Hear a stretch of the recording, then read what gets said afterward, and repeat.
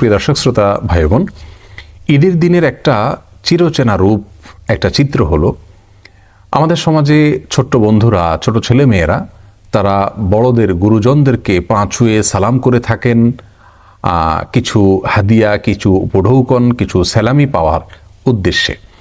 তো এই পা ছুঁয়ে সালাম করে সালামি কালেকশন করা এটা জায়েজ আছে কিনা, অথবা অনেক মুরব্বীকে দেখা যায়, অনেক বড়দেরকে দেখা যায় তারা ছোটদেরকে সালাম, পা ছুঁয়ে সালাম দিতে বাধ্য করেন, তারপরে তাদেরকে সালামি দেন, তা না হলে সালামি দেন না। তো এই কাজটা কতটা সঠিক, আমরা সেই বিষয়ে কথা বলবো। প্রিয় দর্শক, ইসলামে সালাম বলতে যে পরিভাষার কথা বলা হয়েছে, কোরআনে কারিমে রয়েছে পরিভাষার কথা এবং হাদিসেও রয়েছে। আল্লাহ সুবহানাহু ওয়া তাআলা কোরআনে বলেছেন, ইদা হুয়িতুম বিতাহিয়াতিন ফাহাইয়ু বিআহসানা মিনহা আও রুদ্দুহা। তোমাদেরকে কেউ যদি কোনো অভিবাদন জানায়, সালাম পেশ করে, তাহলে সে যে ভাষায় সালাম পেশ করেছে তুমি সেই ভাষায় তাকে সালাম ফিরিয়ে দাও, জবাব দাও, ফিরতি সালাম দাও, অথবা তার চাইতে বেটার বা তার চাইতে আরও উত্তম শব্দ ব্যবহার করে তাকে সালামের জবাব দাও। রাসূল করিম সাল্লাল্লাহু আলাইহি ওয়াসাল্লাম সালাম দিতে আমাদেরকে নির্দেশ করেছেন। চিনি না, যে কোনো মানুষকে, চেনা অচেনা সব মানুষকে সালাম দেওয়ার নির্দেশ তিনি করেছেন। সালাম মুখ দিয়ে উচ্চারণ করে একজন আরেকজনের শান্তি কামনা করে দোয়া করা হয়, সেটাই হলো সালাম। পা ছুঁয়ে সালাম করার মতো কোনো ধারণা ইসলাম আমাদেরকে দেয়নি, যার কারণে পা ছুঁয়ে যে কাজটা করি এটাকে আসলে সালাম বলাটাই সঠিক নয়, এটা কোনো সালামই নয়।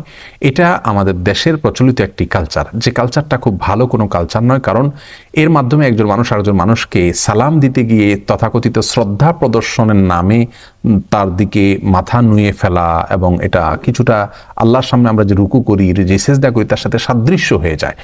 তো কোনো মানুষকে সম্মান দেখাতে গিয়ে আল্লাহর জন্য আমরা যেভাবে সম্মান নিবেদন করি সেইভাবে সম্মান নিবেদন করা, এটা আমাদের তাওহীদের সঙ্গে যায় না। সেই জায়গা থেকে পা ছুঁয়ে সালাম দেওয়া এটা সুন্নাহ বিরোধী কাজ, এটা অনুত্তম কাজ, এটা ভুল কাজ, এটা শিরকের সাথে সাদৃশ্যপূর্ণ কাজ। আমি শিরক সরাসরি বলছি না, শিরকের সাথে সাদৃশ্যপূর্ণ কাজ, বিধায় এটা আমাদের পরিহার করা উচিত।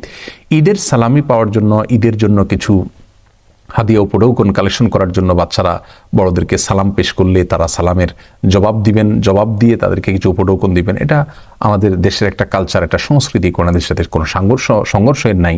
এটা হতে পারে, কিন্তু পা ছুঁয়ে সালাম করতে হবে, তারপরে দিতে হবে, এই জায়গাটা থেকে আমাদের বেরিয়ে আসা উচিত। বরং মুখে আসসালামু আলাইকুম রহমতুল্লাহ বললো, আমি ওয়ালাইকুম আসসালাম রহমতুল্লাহ বললাম, হাসি মুখে তাকে কিছু উপহার দিলাম, কিছু হাদিয়া পেশ করলাম, এটা হওয়া উচিত।